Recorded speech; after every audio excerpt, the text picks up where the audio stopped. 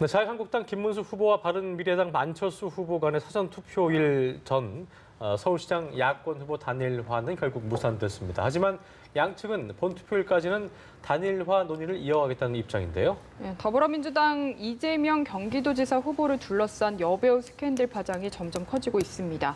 김영환 후보가 관련 사진을 공개한 데 이어서 언론에서는 여배우의 음성 파일을 공개한 건데요. 네. 최창렬 용인대 교육대학원장, 김영준 명지대 교수 두 분 모시고 이슈 짚어보겠습니다. 어서 오십시오. 안녕하십니까. 네, 안녕하세요. 자, 이제 그야말로 6.13 지방선거가 코앞으로 다가왔습니다. 오늘부터 사전투표가 내일까지 이틀 동안 이어지는데요. 두 분 먼저 투표하셨나요, 오늘? 아직 못했고요. 예. 일단 이 끝나고 방송 끝나고 가는 길에 하려고 합니다. 그러시죠. 바로 하시려고. 네. 네. 사전투표에 어떤 사람들이 많이 참여를 하는 것도 참여율이 이전보다 훨씬 더 많아진 것 같습니다. 어떻게 좀 보셨어요? 사전 투표가 실시된 게 2014년도 예. 지방선거 때부터였거든요. 그때 사전 투표율이 그렇게 높진 않았어요. 10% 정도로 제가 기억하는데, 그리고 지난 대선 때 좀 높았던 것 같고 사전 투표율이. 그러니까 사전 투표에 대한 그 인식이 굉장히 많이 제고되는 것 같습니다. 그래서 당일날 이제 투표를 못하는 경우에 대비해서 미리 투표를 하는 경향이 많이 있는 것 같아요. 네, 사전 투표에 대해서 언론에서도 많이 이제 홍보를 하고 있고, 또 선관위에서도 그렇고, 그래서 사전 투표를 해야 된다라는 생각들을 많이들 갖고 있는 것 같아요. 저 스스로도 지난번 선거 때만 해도 그냥 투표 당일날 해야지 그랬는데, 이번 선거는 사전 투표 좀 해야 되겠다 이런 생각이 들기도 합니다. 예. 그래서 좀 이번에 선거가 다른 때보다 좀 사전 투표율이 높을 가능성도 있어 보이긴 합니다. 네. 실제로 문재인 대통령도 현직 대통령으로서는 처음으로 또 사전투표했고, 교수님은 어떻게 사전투표하실 건가요? 저는 할 거고요. 지난 2014년도에도 했습니다. 미리 처음부터 하셨군요. 네, 저는 예. 제가 거주한 데가 아니라 다른 곳에서 한번 해봤는데요. 그 신분증을 내니까 야, 대한민국 정말 전 세계 최고다라고 할 정도로 정말 그러니까 전국 어디서나 할 수가 있는 거예요. 그렇죠. 그러한 통합 시스템을 구축했다는 것이 참 대단한 선거 관리라고 저는 보는데요. 예. 작년에 대선 때 실은 사전 투표율이 26% 정도 됐습니다. 그래서 당시 문재인 후보가 사전 투표율이 높으면은 여러 가지 퍼포먼스를 하겠다는 약속을 하지 않았습니까? 프리허그를 하겠다는 얘기도 했었고요. 이번에도 보니까 이제 민주당도 사전 투표율이 20%가 넘으면 여성 의원들이 퍼포먼스를 하겠다는 얘기를 하고 있는데요. 지난 2014년도에 사전 투표율은 11% 정도였었습니다. 그래서 이게 지금 각종 여론조사 결과를 보면은 지금 거의 한 25% 정도가 사전투표를 한다고 얘기를 하고 있기 때문에 그런 식으로 따지면은 투표율을 높이는데 어느 정도 영향을 미칠 수 있다고 보는데 세부적으로 들어가 보니까요. 네. 가장 많이 사전투표를 하겠다는 분이 40대였습니다. 40대. 네, 그리고 또 20대가 사전투표를 많이 한다고 얘기를 했고 보통 보면 지금 친여 성향인 진보층이라든지요, 아니면 호남이라든지 네. 이런 쪽에서 사전 투표하겠다는 율이 굉장히 높고 의외로 이제 영남 지역 같은 데서는 사전 투표를 하겠다는 비율이 상대적으로 좀 적게 나오고 있는 것이 여론조사에서 좀 나오고 있습니다. 그렇습니다. 그 깜깜이 선거 전에 이제 마지막으로 저희가 봤던 그 지지율을 보면은 이제 좀 운동장이 많이 기운 상태였어서 이게 높은 사전 투표율이 나온다 하면은 이게 어느 당이나 어느 쪽이 유리할까라는 걸 좀 여쭤보고 싶은데. 지금 상황에 비춰서 본다면 어떻게 좀 예상을? 그래서 투표율이 이제 과거의 경우에 높으면 좀 진보 성향의 이제 정당에게 유리했다, 이런 좀 얘기들이 있었는데 이제는 그러한 공식이라고 할까, 공식까지는 아닙니다만 그런 것들이 이제 많이 사라진 것 같아요. 어떻게든 이제 투표라는 게 단순히 여론조사만으로 되는 건 아니잖아요. 여론조사도 중요합니다만. 여론조사에 나온 지지층들을 투표장에 어떻게 견인하느냐가 관건 아니겠어요? 네. 근데 지금 이제 아무래도 이번 선거가 다른 때 선거보다도 좀 투표율이 낮을 거다라는 전망이 많이 있는 것 같습니다. 네. 왜냐하면 지금 말씀처럼 워낙 이 선거에 운동장이 많이 기울어져 있는 게 사실인 것 같고요. 지금 이제 6일 날, 오늘이 이제 8일이잖아요. 그저께까지 한 여론조사는 공표될 수가 있잖아요. 지금 그리고 이제 그 이후에는 공표되지 않으니까 그렇죠. 지금 아까도 이제 깜깜이 선거다 이런 말씀드렸는데 이번 선거만 그런 건 아니죠. 선거법에 따라서 그런 건데 아무튼 특히 이제 보수층들이 특히 이른바 샤이 보수라는 얘기도 많이 하는데 보수층 입장에서 볼 때 특히 야당의 입장에서 볼 때 얼마나 지지자들을 투표장에 이제 와서 투표를 할 수 있게 하느냐가 관건이라서. 이번엔 야당도 그렇고 여당도 그렇고 사전투표에 대한 동료를 많이 하는 것 같아요. 그래서 지금 아까도 김 교수님 말씀하신 것처럼 오히려 좀 이 보수층은 좀 무력감을 좀 많이 느끼는 것 같아요. 지지율 자체가 얼마 나오지 않았고 지금 민주당 정당 지지도가 높은 게 사실이고 이런 전반적인 상황 그리고 뭐 다들 뭐 아는 것입니다만 북미회담이 바로 6월 12일 날 예정돼 있고 한반도 평화 이슈라는 게 워낙 워낙 큰 이슈가 거대 많아서요. 이슈, 초대형 예. 이슈이기 때문에 네. 다른 쟁점들이 갇힌 선거. 이게 이른바 이제 정책과 구도가 없는 선거가 아니냐, 뭐 이런 인물까지 포함해서 산무 선거다 이런 그렇죠. 말씀들 예. 많이 한단 말이에요. 그래서 어쨌든 사전 투표율이 높으면은 조금 생각보다는 이제 보수층들도 가서 투표를 해야 되겠다. 아 이렇게 뭐 무력감만 젖어 있을 게 아니다라는 생각을 할 수 있을 것 같아요. 그래서 의외로 보수층이 투표율이 높게 나올 수 좀 있다는 결집을 생각이 할수 들어요. 있다? 그런 지난 방송 3사가 예. 6월 2일부터 5일까지 17개 광역단체장 선거 여론조사 공포 금지 전에 이제 발표를 했는데요. 그렇죠. 그것을 보면은 뭐 완전히 기울어졌다는 게 14곳에서 지금 앞서가고 있고 네. 뭐 더 나아가서 그 차이가 굉장히 크게 나오지 않습니까? 근데 실질적으로 제가 그 자료를 가지고 분석을 해보니까 17개 지역의 평균 그 부동층의 규모가 32.6%였습니다. 높죠. 굉장히 높은 거죠. 예. 그런데 지금 대구하고 경북이 초박빙이라는 결과가 나오고 있지 않습니까? 그 대구 같은 경우는 41.1%, 그리고 경북은 43.7%, 굉장히 부동층이 높은 거예요. 그럼 이제 부동층은 크게 세 종류 유형으로 돼 있어요. 내가 분명히 누구를 찍을지 아는데 불구하고 여론조사할 때 대답을 안 하는 은폐형 부동층입니다. 그 은폐형 부동층이 차지하고 있는 비율이 한 40% 됩니다. 예. 그리고 정말 누굴 찍을지 모르는 순수 부동층이 30% 정도 되고요. 네. 아예 투표장으로 가지 않을 관심 없는. 기권형 부동층이 예. 30% 정도 되는 거 되는데 지금은 이 은폐형 부동층의 상당한 수가 보수층이라고 하는 것을 지금 추론하고 있어요. 근데 문제는 뭐냐면 이 각종 여론조사 결과 이게 완전히 기울어졌다고 한다면 샤이 보수층이 투표장을 안 갈 가능성이 있는 거예요. 내 표가 사표가 됐을 가능성이 있기 때문에 그렇죠. 더 나가서 지금 밴드웨건 이펙트라 가지고 우세자를 따라가는 그 편승하는 효과가 또 나온다고 한다면 어차피 안 될 사람은 내가 갈 사람 뭐가 있겠냐. 예. 이런 것들이 실은 나올 수 있는 가능성도 충분히 있다고 보는데 저는 그래서 투표 바로 전날 우리 북미 정상회담을 하지 않습니까? 이 결과가 어떻게 나오냐에 따라서 마지막 변수가 될 수 있을 거라고 봅니다. 이게 이제 12일 날 끝날지 13일 날 끝날지는 모르겠으나 예. 만약에 12일 날 끝났는데 북한에 대한 뭐 비핵화 문제는 그냥 정치적 선언만 하고 뭐 구체적인 방법이나 시기가 없다 한다면 저는 막판에 보수가 안보 위기를 느껴서 결집할 가능성은 있다. 그러나 실제 지금 전반적 추세로 봐서는 부동층의 규모가 한 30% 정도로 보는 것이 맞는 것 같아요.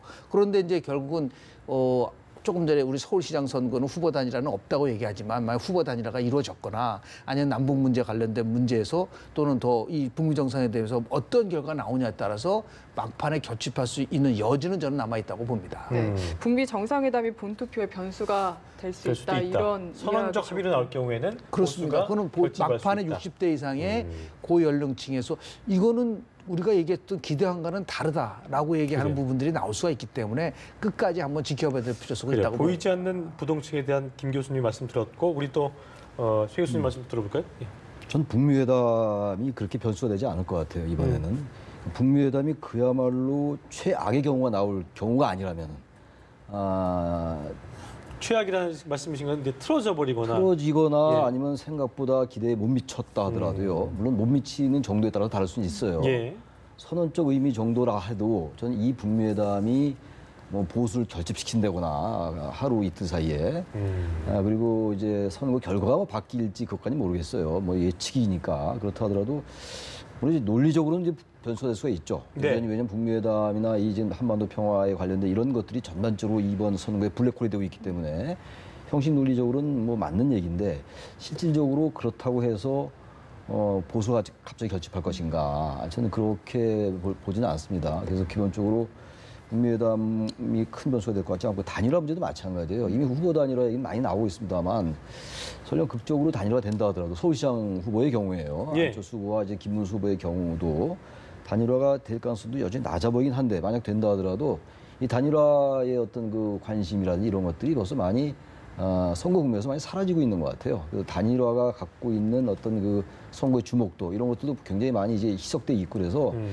마지막 변수가 뭐 있긴 있겠죠. 특히 이제 경기도지사 선거의 경우에 지금 여러 가지 뭐 얘기가 나오고 있잖아요. 네. 이재명 후보에 대해서 이런 것들도 뭐 조그만 변수 될 수 있는데 전반적으로 어쨌든 간에 이제 뭐 얼마 안 남았잖아요. 이제 8일이고 그러니까 엿새 남았는데 저는 현재로 봐서는 특별히 이런 몇 가지를 변수로 우리가 들 수 있으나 이런 것들이 막판에 결정적인 어떤 그 승패를 좌우할 만한 이런 것들이 되게 좀 역부족이 아니냐. 보수 입장에서 볼 때는 이런 생각이 듭니다. 근데 중요한 거는요. 예. 지금 17개 광역단체전 중에서 몇 곳에서 승리하느냐라는 것도 물론 중요하지만 향후에 전국 운영의 상황에서 본다면 두 가지가 중요해요. 하냐면 그 격차가 얼마 정도가 되느냐라는 거죠. 이게 완사이드하게 진다고 한다면 또는 우리가 투표장에 가면 7장 내지 8장의 투표장 용지를 받게 돼 있는데요.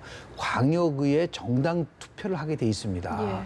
이 정당 투표에서 과연 보수 정당들이 어느 정도 득표를 하느냐에 따라서 향후에 상당한 영향을 미치는 거죠. 근데 막판에 보수층이 이 승패와 연관없이 참여를 해서 투표를 해주냐 안 해주냐에 따라서 득표에서 상당한 차이가 있을 수가 있어요. 그런 의미에서 봤을 때 뭐 이 현재 나오는 이 판세를 완전히 뒤엎는다라는 그런 차원의 문제가 아니라 결국은 막후에 있을 수 있는 유권자들이 결국 마지막에 표심이 어떻게 결집되느냐는 것을 평가해 볼 수 있고 하나 흥미로운 것은 저는 이번에 여당도 심판하고 야당도 심판하지만 저는 여론조사 기관도 심판할 거라고 봐요.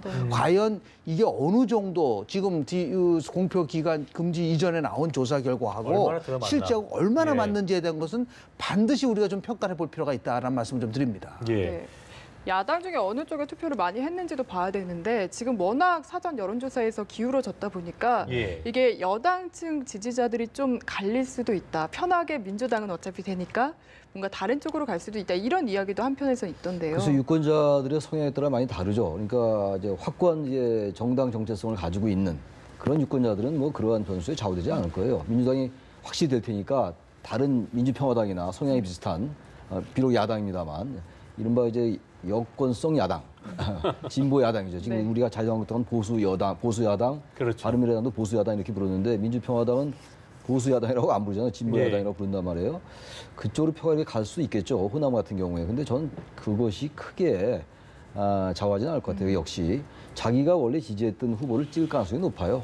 원래 이제 선거라는 게 후보, 정책, 인물 이런 것들인데 이번 선거는 어쨌든 그런 것들이 별로 없다라고 해서 아까 뭐 산무선거다 말씀드렸습니다만 글쎄요, 그런 부분들이 물론 유권자들에 따라서 좀 갈릴 수 있다 하더라도 기본적으로는 크게 바뀌지 않을 것 같고 선거라는 게 이제 밴드웨건 효과 아까 말씀하신 것처럼 그리고 이제 뭐 반대 언더독 효과도 있고 이런 건데 이번 선거는 그런 밴드웨건이다 언더독이다 이런 선거에 나오는 선거 정치에 나오는 이런 부분들보다는 아무튼 여러 가지 요인으로 인해 가지고 야당의 특히 자유한국당의 그 지도부에 좀 이해가 안 가는 이런 여러 가지 안보에 관련된 발언들 이런 것들 그리고 뭐 계속 얘기하는 겁니다만 한반도 이 정세 변화라는 게 과거의 뭐 남북 관계의 뭐 긴장이 아니냐 이런 차원을 넘는 것이기 때문에 트럼프 대통령과 김정은 위원장이 만난다고 상상이 했겠어요. 이런 점들 때문에 이게 중첩적으로 작동되면서 이번 선거는 참 역대원 선거보다도 특이한 선거고 이례적인 선거다. 물론 결과를 봐야지 되겠습니다. 그런 면에서 볼 때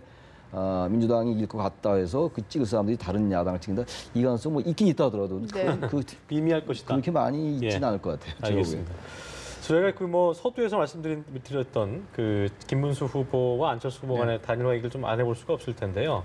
어쨌든 오늘 어제까지도 이루어지지 않았고 그래서 이 단일화에 그 서로 바라고 있는 목적이 뭘 것이냐 어떤 뭐 단순히 선거 승리를 위한 것은 아닐 수도 있겠고 그런 상황에서 서로 다 양보를 바라고 있는 상황인 것 같은데 단일화의 의미랄까요? 어떻게 좀 김 교수님 현재까지 보고 계신지. 이기지 못하는 단일화를 가지고 저렇게 목을 맬까? 그러니까 많은 부분 속에서는 더 궁금한 것 같습니다. 궁금하죠. 저는 두 가지 면에서 좀 그 분석을 해보고 있습니다. 하나는 선거 이후에 예상될 수 있는 결국 야권발 정계 개편의 주도권을 누가 잡느냐라는 싸움을 좀 시작한 것이다라고 보는 거예요. 그래서 김문수 후보는 지난 3일 심야회동에서 안철수 후보에게 뭐라고 했냐면 당대당 통합을 전제로 해서 그래서 그 후보 단일화를 하자고 얘기를 했지 않습니까? 그리고 더 나아서 홍준표 대표도 안철수 후보에게 대승적으로 결정해달라. 그러면 앞으로 야권 대통합에 큰 힘이 될 것이다라고 하는 부분을 얘기하고 있지 않습니까? 그러니까 결국은 끊임없이 이러한 그 자유한국당과 바른미래당이 향후에 있을 여러 가지의 그러한 변동사항에 대한 이니시티브를 누가 지느냐라고 보는데 이쪽 자유한국당은 결국은 바른미래당은 이번 선거가 끝나면은 자유한국당으로 흡수될 수밖에 없을 것이다. 그러니까 유승민 지금 공동대표와 전 다른 국민의당의 일부가 들어가는 이 통합이 이루어질 수밖에 없다. 그래서 박지원 지금 민주평화당의 의원도 그건 로드맵에 있다. 안철수의 로드맵에 있다. 그런 식으로 얘기를 하고 있지 않습니까? 이제 그런 부분들이 있는 것이 가장 큰 것이에요. 두 번째는 지금 조금 전에 우리 최 교수님은 산무선거라고 얘기를 했는데요. 예. 거기에 가장 적절한 방법은 뭐냐면 관심이 없는 거예요. 그리고 관심을 끌 수 있는 유일한 길은 후보 단일화가 되든 안 되든 후보 단일화 한다라는 이슈 예정을 계속 하는 거죠. 그나마 그러면 이게 후보 단일화가 될까 말까라는 그런 부분 속에서 전략적 차원에서 나온 부분이라고 보는데요. 제가 보는 관점은 오히려 전자입니다. 그러니까 결국은 이 선거 이후에 야권발 정계 개편에 주도권을 누가 잡느냐를 가지고서 결국 후보 단일화라는 것을 통해서 야권 후보 단일화라는 것은 결국 보수 후보를 단일화시켜서 끝나고 나서 완전히 기울어진 운동장 속에서 아주 나름대로 열린 지금 집권당을 견제할 수 있는 세력을 만들자라고 하는 그러한 시그널을 계속해서 보내고 있는 것은 아닌가라는 생각을 하게 됩니다. 네. 이 김문수 후보가 당대당 통합 이야기를 하면서 좀 바른미래당 내부가 흔들리는 모습인데 바른미래당 같은 경우에는 호남 출신 의원들도 지금 있잖아요. 글쎄요. 지금 이제 어차피 선거 이후를 주목하기 시작했어요. 아까 김 교수님 말씀처럼 역시 지금 야권 내에서 나오는 거는 야권의 정계 개편, 야권의 그 지형 변화가 과연 누가 주도할 것인가 이 문제인데 지금 바른미래당 말씀하셨는데 바른미래당의 구성 자체가 국민의당과 바른정당의 이 결합이었잖아요. 잘 아시다시피 국민의당은 또 민주평화당이 일부러 나가 있는 상태란 말이죠. 그러니까 바른미래당의 물론 과거에 국민의당의 상대적으로 좀 보수적인 의원들이 지금 바른미래당을 형성하고 있다 하더라도요. 좀 자세히 살펴보면 그 바른미래당 안에도 상당히 그 진보적인 성향의 의원들이 많이 있어요. 그래서 바른미래당이 한국당에 흡수될 거다라는 그 이제 희망 섞인 그 자유한국당 의원들은 생각하는 것 같은데 저는 그러기 쉽지 않을 것 같고 어떤 형태로든 간에 저는 바른미래당의 변화는 불가피하다. 물론 자유한국당도 마찬가지인데 바른미래당이 일부는 자유한국당을 할 수가 있어요. 그런데 이제 바른미래당 안에 바른정당 출신들 의원들하고 바른미래당 안에 국민의당 소속 출신했던 의원들은 전 갈라질 가능성이 높다고 봐요. 그래서 그런 것들 우리가 정계 개편이라고 얘기하는 거 아니겠어요? 여기서 이제 민주평화당의 어떤 이 행보라든지 또 하나가요. 좀 중요한 게 여소야대 정국이 계속되잖아요. 민주화 이후에. 여소야대라는 게 정부를 효과적으로 견제하는 측면에서 긍정적이라 하더라도 어떤 면에서 볼 때 대통령제에서 여소야대가 국정의 교착을 많이 가져와요. 계속 끌려갈 수밖에 없기 때문에. 이번 얘기는 그렇잖아요. 문재인 대통령의 지지율이 높고 민주당의 정당 지지율이 높다 하더라도 뭔가 지금 1년 됐는데 국회가 한 게 뭐가 있습니까 지금? 그렇습니다. 지금도 임시국회가 소집돼 있어요. 물론 선거 국면이니까 당연히 뭐 지금 개적 휴업한 것까지 이해한다 하더라도 그렇다고 해서 민주당이 너무 이 높은 지지율에 안주하는 경향도 있는 것 같아요. 저는 그래서 당위적으로 봐도요. 선거 이후에 뭔가 어쨌든 여야 전부 통틀어서의 정계 개편은 필요하고 바로 그런 점에서 지금 김문수 후보와 안철수 후보의 단일화 같은 것도 논의되는 건데 역시 중요한 건 어떤 면에서 볼 때 그 개인들로 볼 때는 김 후보나 안철수 후보의 경우는 3위를 혹시 할까라는 그 두려움도 좀 깔려 있는 것 같아요. 만약에 누가 둘 중에서 한 명이 2등을 하지 못한다면은 2등 못한 사람은 뭐 그 어떤 그 치명상이 될 수 있다고 좀 봐요. 향후 정책 행보가. 그래서 두 가지인 것 같아요. 어떤 전체적인 정당 체제에서의 그런 문제가 하나 있고 그러니까 후보 개별적인 어떤 정책 입지가 같이 중복되어 있는 것이 아니냐 이런 생각도 좀 듭니다. 저기 흥미로운 그 얘기가 나오지 않습니까? 예를 들어서 후보 단일화 얘기를 하면서 안철수 후보의 측근인 우리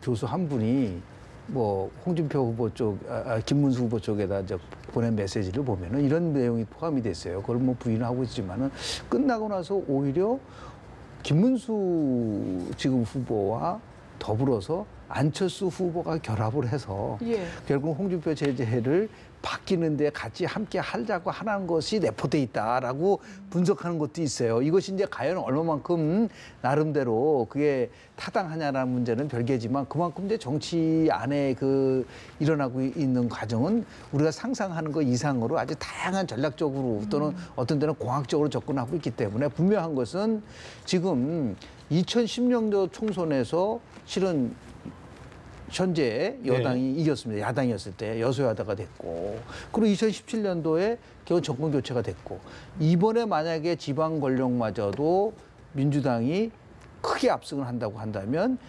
재선거에서 모두 이기게 된다는 거죠.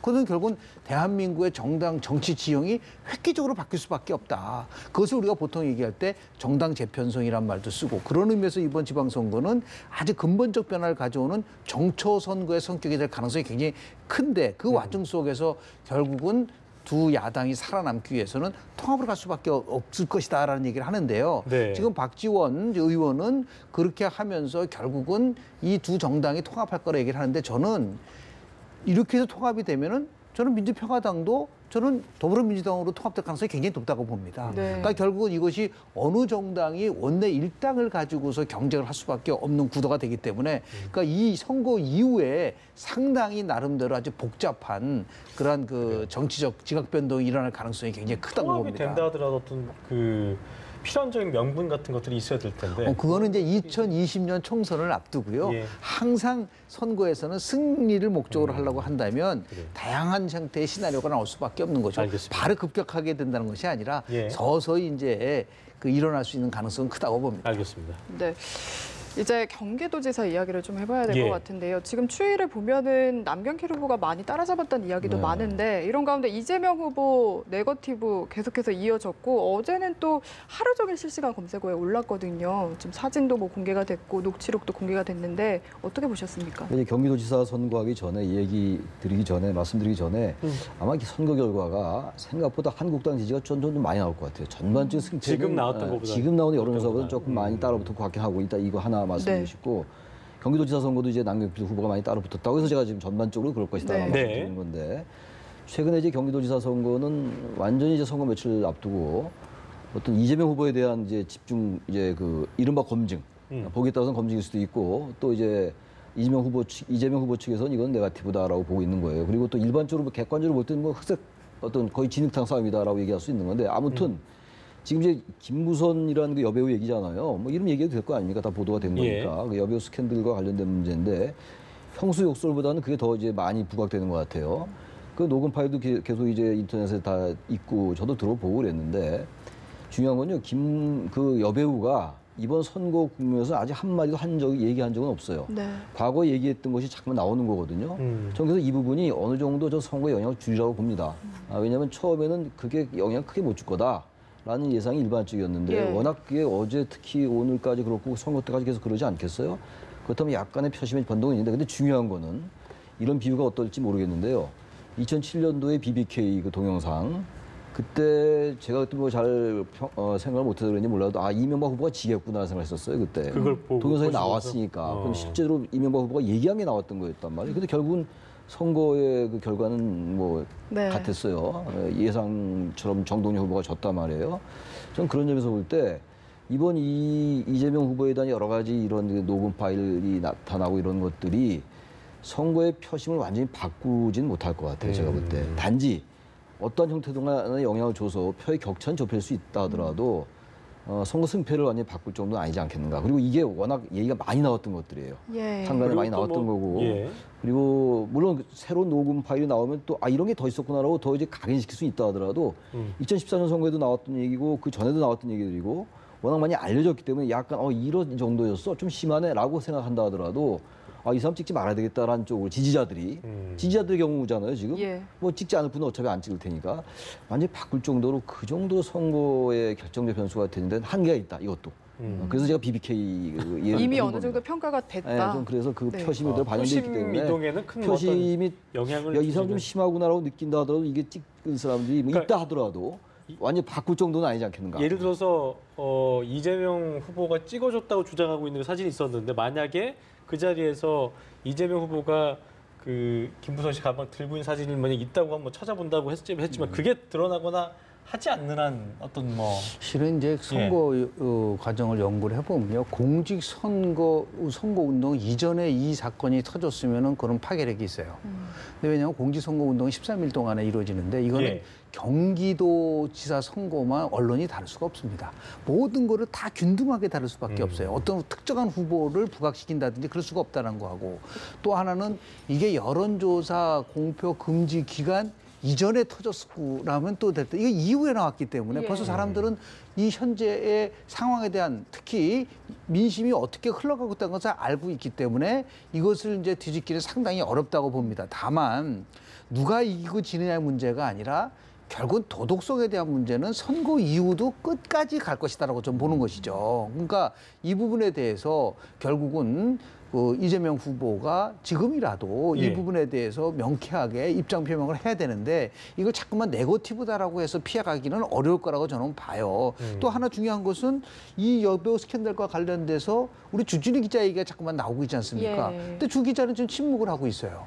그렇지 않습니까? 그러니까 이 부분 속에서도 왜 그 주 기자가 침묵을 하고 있는지에 대해서도 자꾸만 사람들이 의혹을 제기할 부분이 있기 때문에 이 부분을 확인해 줄 필요가 있을 필요가 있고 또 어저께는 공지영 소설가 공지영 그 씨가 또 이 예, 문제와 또 관련돼서 또 밝혔죠. 예, 밝혔단 말이에요. 그러니까 이게 지금 분명한 것은 자꾸만 네거티브로 빠지는 것이 아니라 팩트를 중심으로 지금 이것이 전개되고 있기 때문에 여전히 이제 유권자들은 굉장히 관심을 가지고 봐야 되겠지만 완전하게 판세를 뒤엎느냐 없느냐는 거는 별개의 문제라고 치더라도 선거 과정 속에서 나름대로 그런 최선을 다하는 모습을 보여야지 민주주의는 결과가 중요한 것이 아니라 과정이 중요하다. 그러니까 이 과정 속에서 후보자의 도덕성에 대한 문제는 결국은 끝까지라지 아니더라도 유권자의 알 권리 차원에서도 밝힐 필요성이 있다는 말씀을 좀 드립니다. 알겠습니다. 네, 어쨌든 오늘이 사전 투표일 첫날이잖아요. 예. 모든 유권자분들 꼭 투표 참여하시라고 말씀드리면서 대담 끝내도록 하겠습니다. 네. 지금까지 최창렬 용인대 교육대학원장, 김영준 명지대 교수와 함께했습니다. 두 분 고맙습니다. 잘 들었습니다. 고맙습니다.